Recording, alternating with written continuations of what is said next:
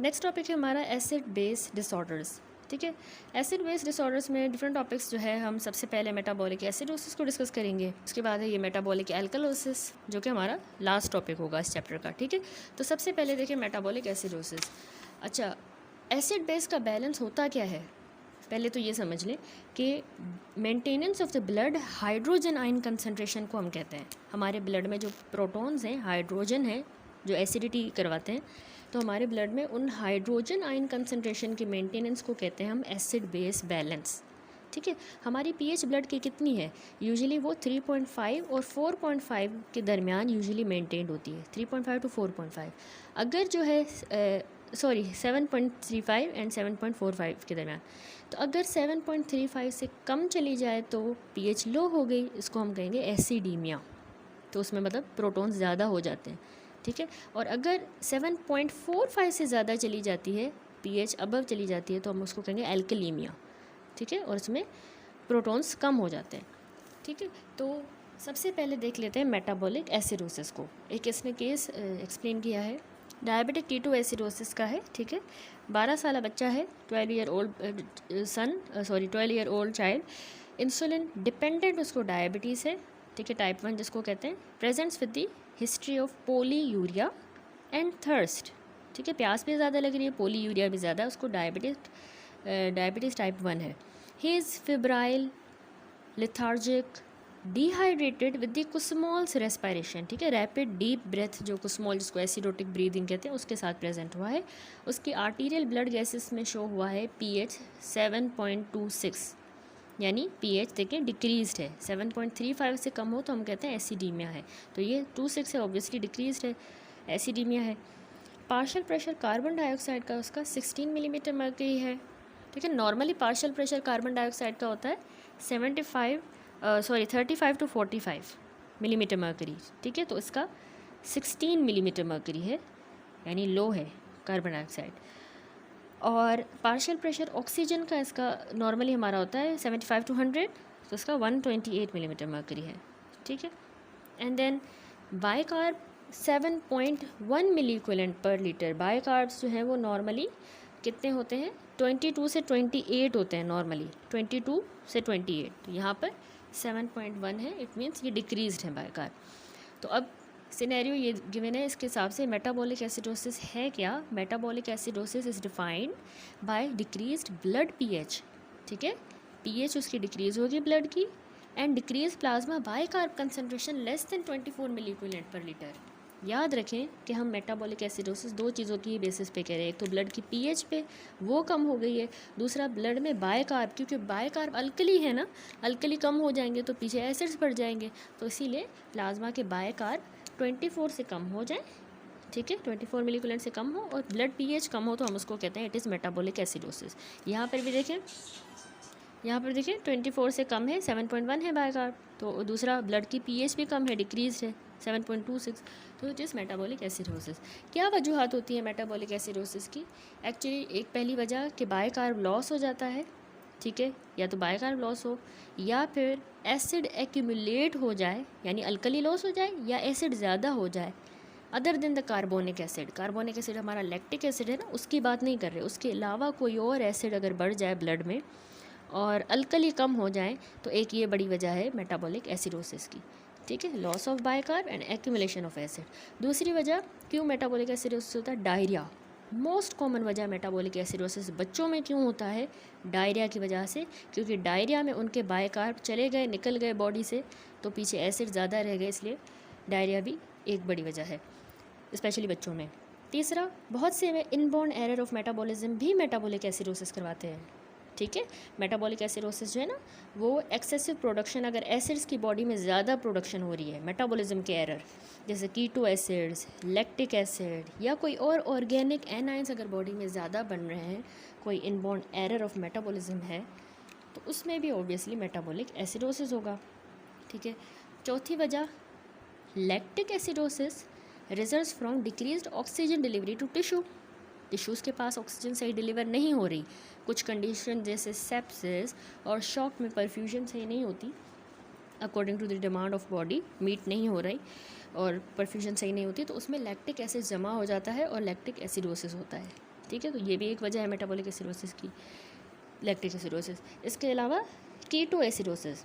Keto acidosis ऐसी condition है जिसमें कीटोन बॉडीज़ बॉडी में ज़्यादा बनती हैं, और ये हमें पता है कि डायबिटीज़ मेलाइटिस की ही कॉम्प्लिकेशन होती है, या फिर अगर बहुत टाइम से प्रोलॉन्ग स्टारवेशन में हो बच्चा या पेशेंट, तो उसमें भी कीटोन बॉडीज़ ज़्यादा बनेंगी, कीटो एसिडोसिस होगा। ठीक है, तो ये सारी कंडीशन देखें, या तो बायकार्ब लॉस हो जाए जैसे डायरिया वगैरह, या तो एसिड ज़्यादा बन रहे हों, एक्यूमुलेट हो रहे हों, तो उनमें मेटाबॉलिक एसिडोसिस होगा। What is metabolic acidosis? Blood pH कम हो या बायकार्ब 24 मिलीक्यूलेंट से कम हो जाए, इट इज़ मेटाबॉलिक एसिडोसिस।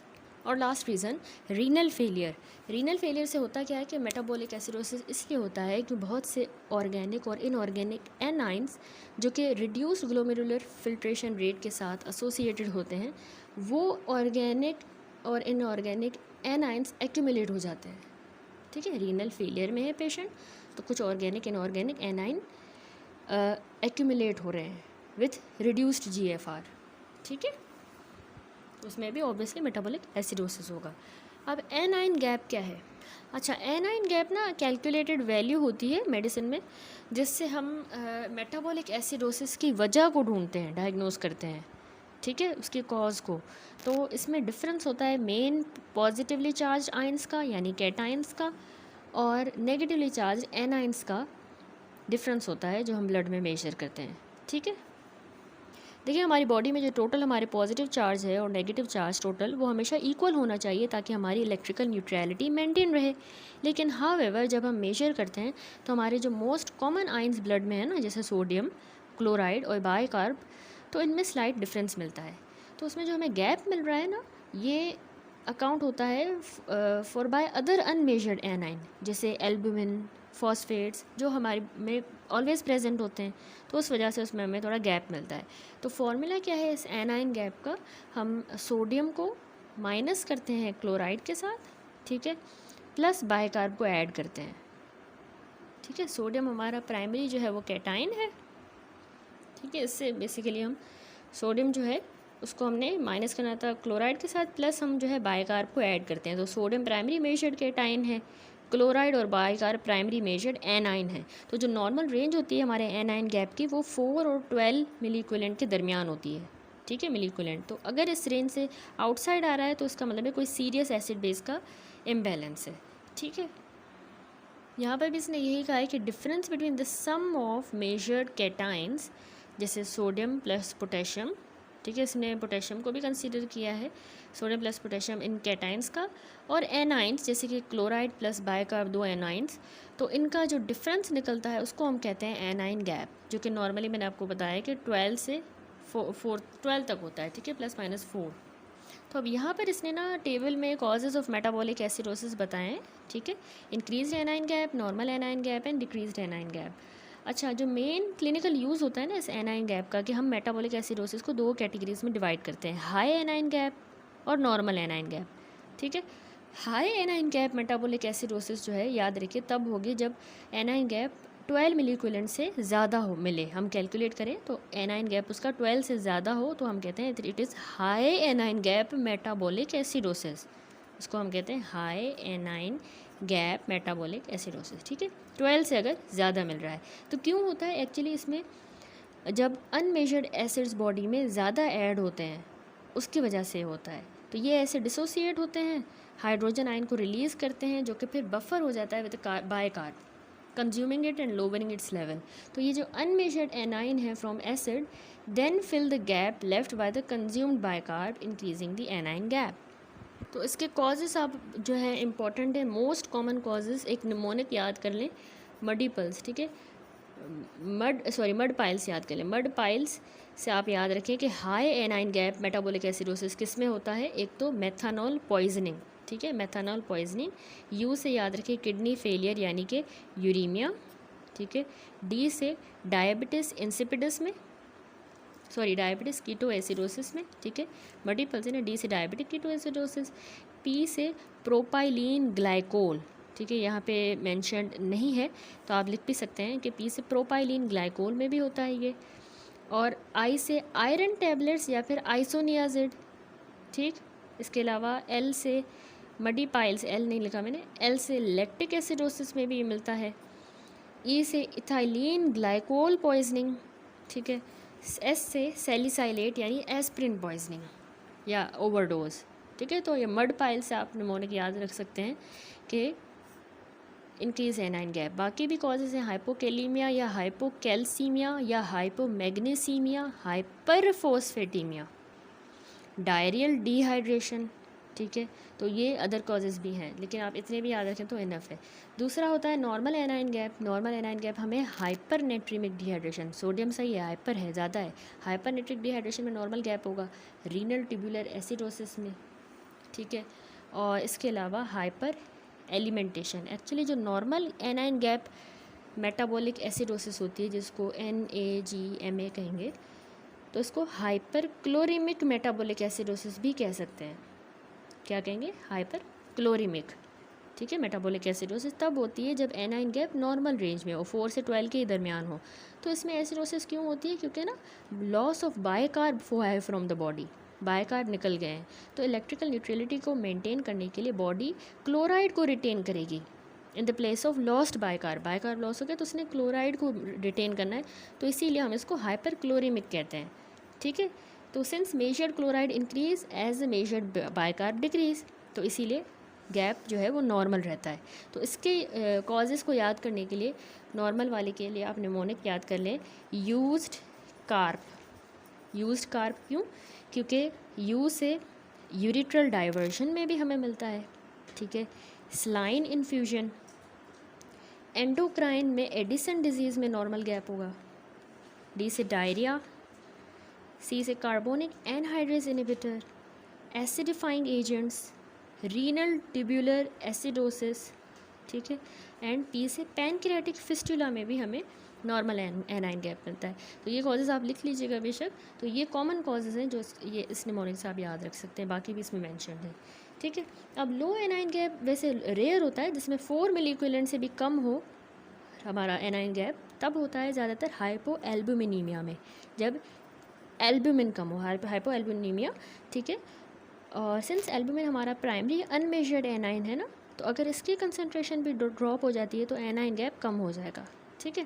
तो उसमें इसने बताइए एक कॉमन वजह हाइपो एल्बुमिनीमिया। लिथियम पॉइजनिंग में भी कम होगा इसका गैप, ठीक है, लो होगा। और हाइपर मैग्नीसीमिया, हाइपर कैल्सीमिया, हाइपर केलीमिया, वहाँ सब हाइपो थे, उन्हीं का हाइपर जो है डिक्रीज रहना इन गैप में हमें मिलेगा, ठीक हो गया। तो ये टेबल आपको अच्छी तरह से याद हो, ये क्योंकि मेटाबॉलिक एसिडोसिस से रिलेटेड था। तो किस तरह से हम मेटाबॉलिक एसिडोसिस को क्लासीफाई करते हैं with the high anion gap, normal या डिक्रीज एनाइन गैप, ठीक है। तो उस हिसाब से फिर हमें कॉज की तरफ भी इशारा मिलेगा कि डायग्नोसिस बना सकेंगे हम। अब आ जाएं कि मेटाबॉलिक एसिडोसिस हुई है बच्चे को, तो उसकी क्लिनिकल फाइंडिंग्स क्या मिलेंगी। उसमें देखें क्लिनिकल फीचर जो है मेटाबॉलिक एसिडोसिस के, वो ज़्यादातर उस रिलेटेड अंडरलाइंग डिसऑर्डर्स के ही रिलेटेड होंगे, ठीक है। पीएच लेवल अगर 7.2 से कम हो ना, हमने कहा कि नॉर्मल पीएच 7.35 टू 4.5 की रेंज में, 7.2 से अगर कम हो तो उससे कार्डियक आउटपुट कम हो जाएगा, ठीक है। याद रखिए कार्डियक आउटपुट कम हो जाता है। एक्चुअली मायोकार्डियल की कॉन्ट्रैक्टिलिटी कम होती है ना, क्योंकि हमारा हार्ट और सर्कुलेटरी सिस्टम बहुत सेंसिटिव है पीएच चेंज के लिए। तो एसिडोसिस से हार्ट जो है बिल्कुल वीक हो जाता है, तो उससे कार्डियक आउटपुट कम होगा।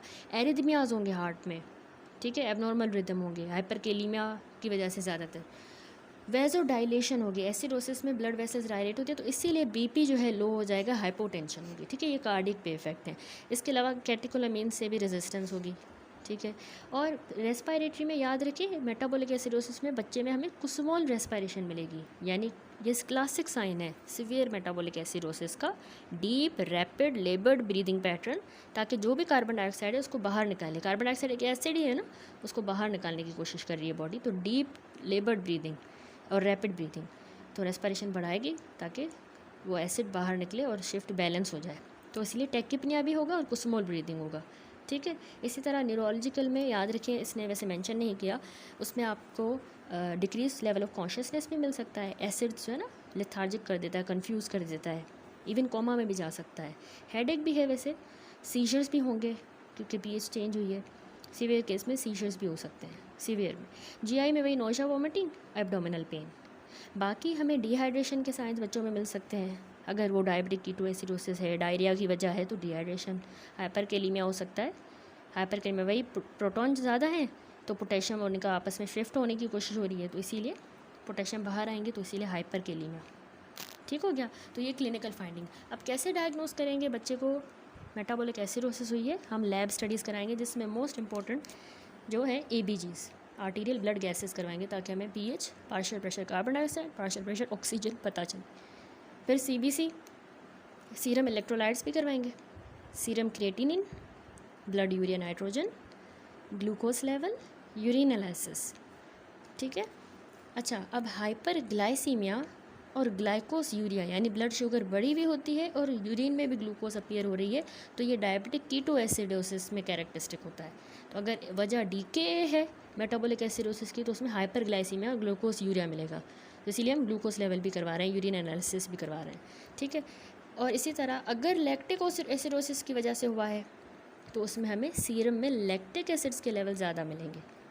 ठीक है। तो लैक्टेट टेस्ट करवा के हम उसके लैक्टिक लेवल्स भी देख सकते हैं, वो ज़्यादा है तो ये वजह हो सकती है। इस तरह से हम डायग्नोसिस बनाते हैं। ठीक है। अब मैनेजमेंट क्या है? मेटाबॉलिक एसिडोसिस बहुत सी तो अगर अंडरलाइंग जो डिसऑर्डर है उसको करेक्ट करने से सही हो जाता है। ठीक है। अगर रीनल परफ्यूजन इम्प्रूव करते हैं तो उससे भी मेटाबॉलिक एसिडोसिस सही हो जाता है। और एसिड की एक्सक्रीशन, अगर एसिड ज़्यादा एक्यूमुलेट हुआ है तो उसको एक्सक्रीट करने से वो एसिडोसिस सही हो जाएगी। तो मेटाबॉलिक एसिडोसिस जो है उसको हम सोडियम बाइकार्ब, क्योंकि अल्कली कम है ना, बाइकार्ब कम है, तो हम देंगे बाइकार्ब, सोडियम बाइकार्ब देंगे जब तक के ब्लड की pH लेस देन 7.2 हो, मतलब इतनी जब हो, एसिडीमिया में हो, 7.35 से कम एसिडीमिया है, तो हम उसको सोडियम बाइकार्ब देंगे। ठीक है। सोडियम बाइकार्बोनेट सिर्फ और सिर्फ हम तब यूज़ करते हैं जब सीवियर एसिडोसिस हो या उसको ट्रीट करना मुश्किल है, तभी हम इसका यूज़ करेंगे। ठीक है। अब इसकी क्या कॉम्प्लिकेशंस हैं बाइकार्ब देने की, कि तभी हम सीवियर में दे रहे हैं, वरना इसकी कॉम्प्लिकेशन जैसे ये सोडियम बढ़ा देगा, हाइपरनेट्रीमिया करवाता है। ठीक है। इनकी कॉम्प्लिकेशंस को भी आपने जहन में रखना है, वाइवा में पूछी जा सकती हैं कि हाइपरनेट्रीमिया, पैराडॉक्सिक CSF एसिडोसिस। ठीक है। पैराडॉक्सिकल CSF में एसिडोसिस, एक्चुअली ये पैराडॉक्सिकल इंट्रासेलुलर एसिडोसिस करवाता है। ठीक है। ये इसकी मोस्ट सिग्निफिकेंट कॉम्प्लिकेशन है। जब बाइकार्ब हम देते हैं ना, तो वो हाइड्रोजन आयन के साथ रिएक्ट करेगा और कार्बोनिक एसिड बनाएगा, जो फिर ब्रेक होगा कार्बन डाइऑक्साइड वाटर में। अब कार्बन डाइऑक्साइड डिफ्यूजिबल है, वो सेल मेम्ब्रेन को क्रॉस करके ब्लड ब्रेन बैरियर को सेल्स के अंदर चली जाएगी, CNS में चली जाएगी, वहाँ पे कार्बोनिक एसिड बनाएगी और फिर डिसोसिएट होगी प्रोटॉन एंड बाइकार्ब में। तो ये प्रोसेस ना प्रोटॉन्स की कंसनट्रेशन को सेल्स के अंदर बढ़ा देगा, तो इंट्रासेलुलर इन्वायरमेंट एसिडिक हो जाएगा और ब्लड की pH ज़्यादा अल्कलाइन हो जाएगी। इवन ब्लड की pH ज़्यादा अल्कलाइन है, लेकिन इंट्रा सेल्यूलर इन्वायरमेंट एसिडिक हो जाएगा। ठीक है। तो अगर पेशेंट जो है उसकी इम्पेयर्ड वेंटिलेशन है, लंग डिजीज़ वगैरह या कोई और मसला है, और वो effectively newly produce carbon dioxide को एक्सेल नहीं कर पा रहे, तो और ज़्यादा ये पैराडॉक्सिकल एसिडोसिस जो है और ज़्यादा वर्सन होता है। ठीक है। दूसरा मैंने आपको बताया हाइपरनेट्रीमिया, क्योंकि सोडियम बाइकार्ब साल्ट है ना, तो उससे सीरम में सोडियम लेवल बढ़ जाएगा, तो सेरेब्रल एडिमा हो जाएगी और न्यूरोलॉजिकल सिम्टम जो हम पढ़ के आए हाइपरनेट्रीमिया वाले वो हो जाएंगे, सीजर्स, कोमा। ठीक है। इसी तरह ये हाइपोकेलीमिया भी इसका साइड इफ़ेक्ट है बाइकार्ब ट्रीटमेंट देने का। हाइपोकेलीमिया कैसे? कि बाइकार्ब दिया, ब्लड में गया, उसने पोटेशियम को सेल्स में भेज दिया, तो इसीलिए सीरम के पोटेशियम लेवल लो हो जाएंगे, डेंजरसली लो, कि लाइफ थ्रेटनिंग कार्डिक एरिथमियास भी हो सकती हैं और मसल वीकनेस। ठीक है।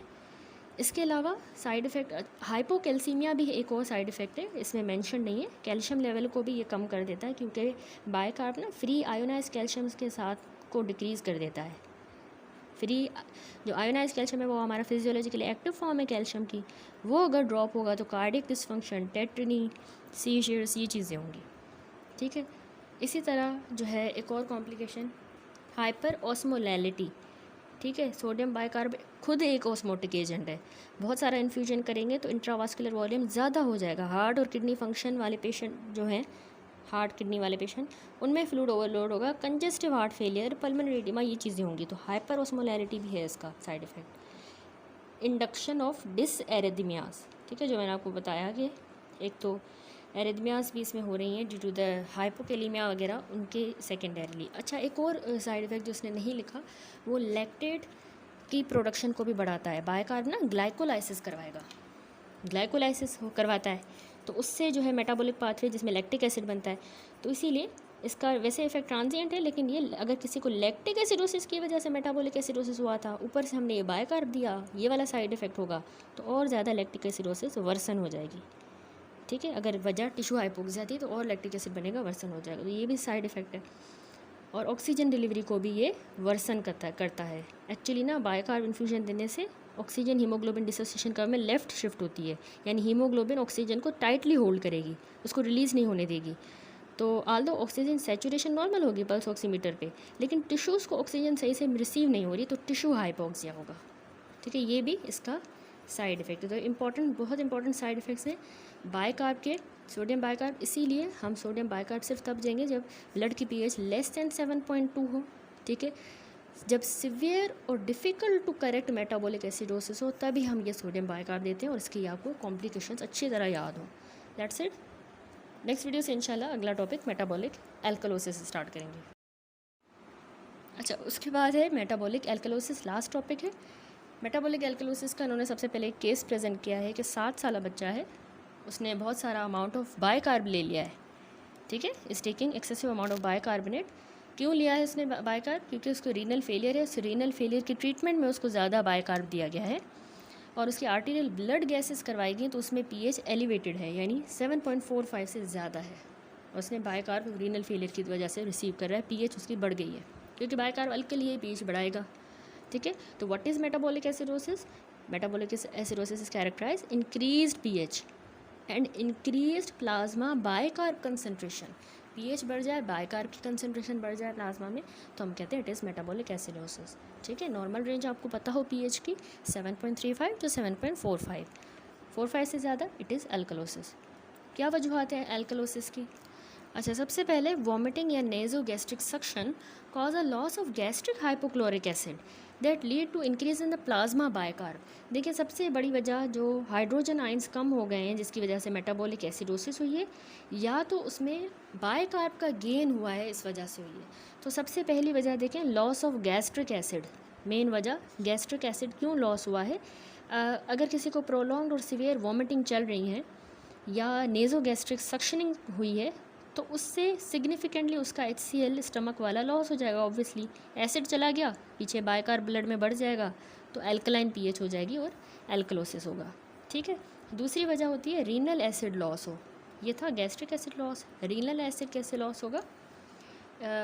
कुछ कंडीशन और दवाइयाँ किडनीज में एक्सक्रीशन करवा देती हैं एक्सेसिव अमाउंट ऑफ हाइड्रोजन को, जिसमें सबसे पहला डायूरेटिक्स यूज़।